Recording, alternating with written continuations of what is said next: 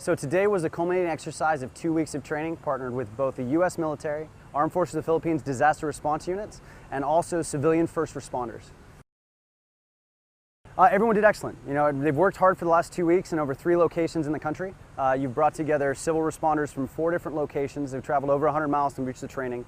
You brought together DRUs from 2 different infantry divisions, as well as a hodgepodge of active duty and then reserve civil affairs component to execute the U.S. contingent. They are fantastic. They are an extremely professional armed forces, and this being my first time in the Philippines, they've been one of the best armed forces I've had the pleasure of working with in 12 years. Well, I think it's essential, especially when you look at humanitarian assistance, disaster response. Disaster response is a huge, huge civil vulnerability.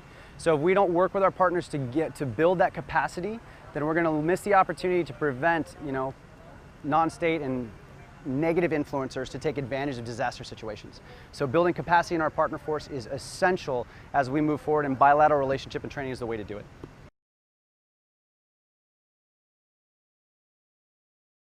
So we replicated a down pilot scenario. So the entire scenario is based on a typhoon hitting about 30 minutes ahead of schedule. So you had a mass cal that was created from people trying to be evacuated from the island but missing the timeline and being hit and damaged on site at the evacuation site.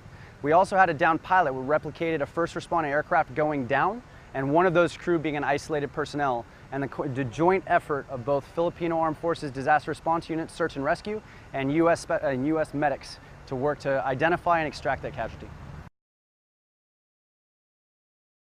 This is my first Balikatan, and it's been an absolute pleasure to work with them, and I hope to come back and do it again.